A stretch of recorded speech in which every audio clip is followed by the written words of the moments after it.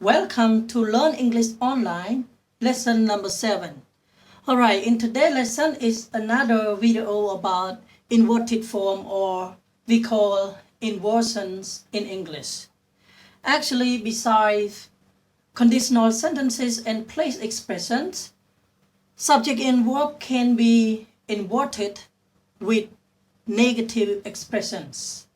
Negative expressions such as never, no, not, seldom, rarely, only, right, hardly, and many others negative expressions that start the sentence make the subject and verb inverted.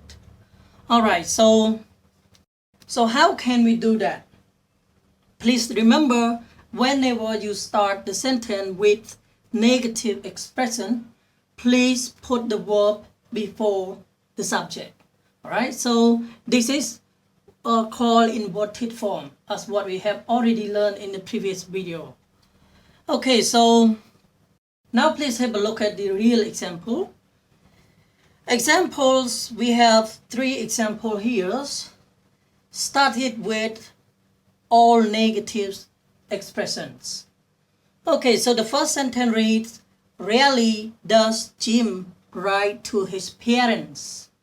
So rarely is a negative expression, right? So basing on the form, we need verb in front of the subject.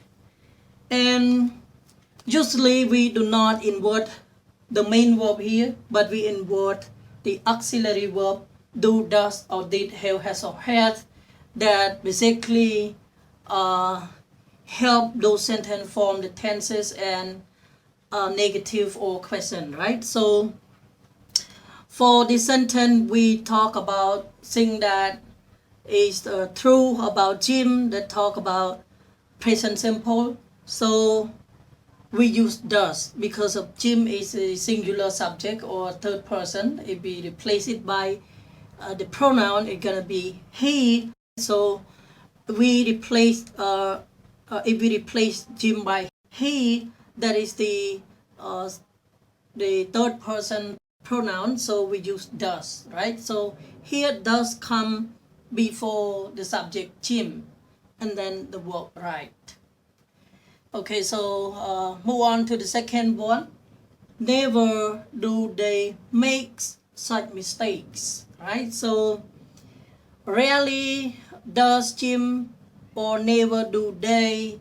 This means almost never, or almost never. So almost never Jim writes to his parents, or almost never do they make such mistake.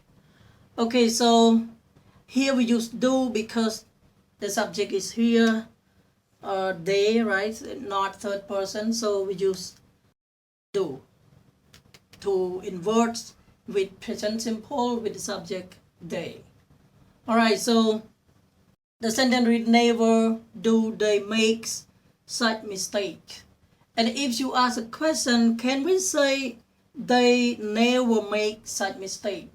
Yeah, you can, but in English, to emphasize the meaning, to make it as a formal writing with negative expression, usually we invert the subject and verb. And mostly if you see in the test, like kind of TOEFL test, you will see that they will test you about inverted form, that simply they require you to make the subject and verb inverted. Alright, so please remember.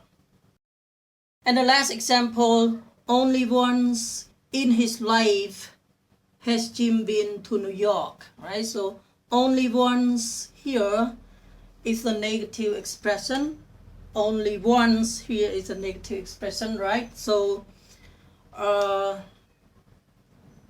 till here, right? Only once in his life has Jim been to New York, right? So has here need to come before the subject Jim, because this is inverted, right? And this is in the perfect tense, so has is the auxiliary verb to form the tense. So we invert the auxiliary verb. We don't add like do or does because this is perfect tense, which already has have or has as the auxiliary verb to be inverted. All right. So again, why we invert the subject and verb? Generally, we invert subject and verb in English because we want to emphasize the meaning and also to be formal in writing. All right. So hope you remember and enjoy the lesson. Thank you for watching. I'll see you in the next video.